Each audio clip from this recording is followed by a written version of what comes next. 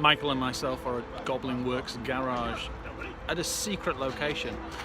If you look around, you'll basically see skid marks, lighting, and we're here for a reveal. We know nothing more than that, actually, but we know it's a set off the new series of Goblin Works Garage on Quest. So we can't wait, can we?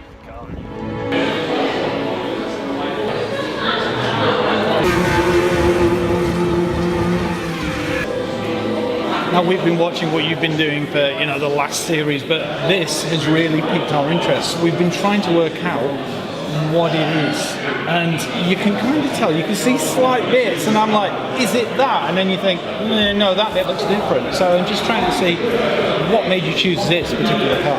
Okay, well, I can tell you an interesting story. I actually don't like, or didn't like, this car.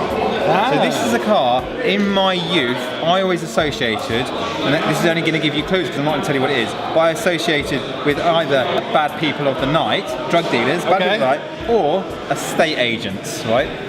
So what actually happened with this car is Hells turned up with it, unannounced, she had bought it. And so I was a little bit shocked because for me, I was like, I want to pick this car.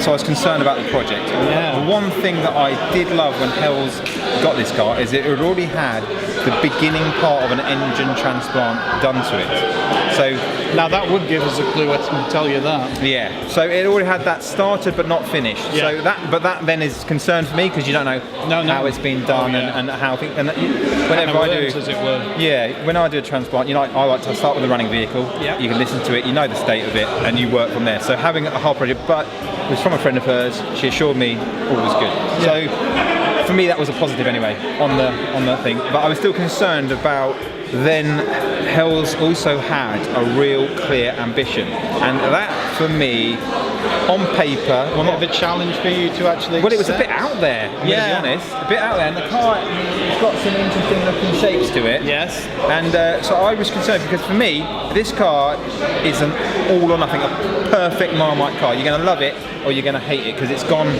fully committed, this car. Well, I can tell, I think it's a bit wider than it originally was by the look of it. Yeah, and so I was concerned though, when you do, and the level of styling we've done in this car, so the bodywork on this car is a one-off for this car.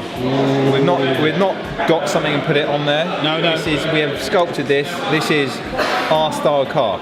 So, and when you're going that far, when you're styling a car, I mean, big manufacturers spends literally millions modelling cars because you can do something on paper, you can do it on a computer, but when you actually stand with a three-dimensional thing in front of you, it can just be wrong. And we see cars on the roads all the time. I mean, look at, for instance, now the latest Discovery. I'm still completely disturbed by the offset number plate. For me, it doesn't work, right? It just doesn't work. Yeah. And I can see what someone was doing. Does it work on an Alfa Romeo?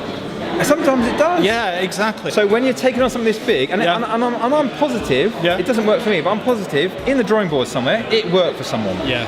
And I would not knock them for that. I'm not saying you've done a bad thing. I'm saying you took a brave move, and for me it hasn't worked. No. And that can happen on your own car. Oh, yeah. So you step in and you step up. So we've had our own projects. I mean, we've got a Mark II Golf, we've got a Beetle, we've got Series 2A Land Rover, and a Mercedes 230 CE that are all undergoing work. Yeah. So that's why we think this may be German. I can't confirm or deny, but you know. And I've also got an idea what German car it is after you said estate agents and drug dealers.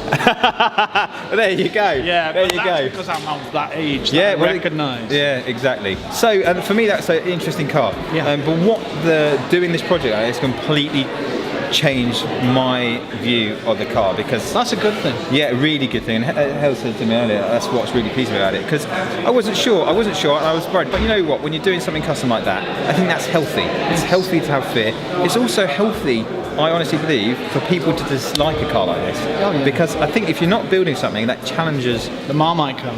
Yeah, the Marmite car. The Marmite car is a successful car. Yes. If you build them with something everyone says is okay, you've just built a Mondeo. You know, you've just done something kind of savoury. Yes. It's all right. Yeah. I go do the shopping in it. I drive around. It's an automobile. Yes. This is a little bit further. Yeah, I can't wait to see it. Yeah. Well, I hope you enjoy it. And, Thank you. It's been a pleasure.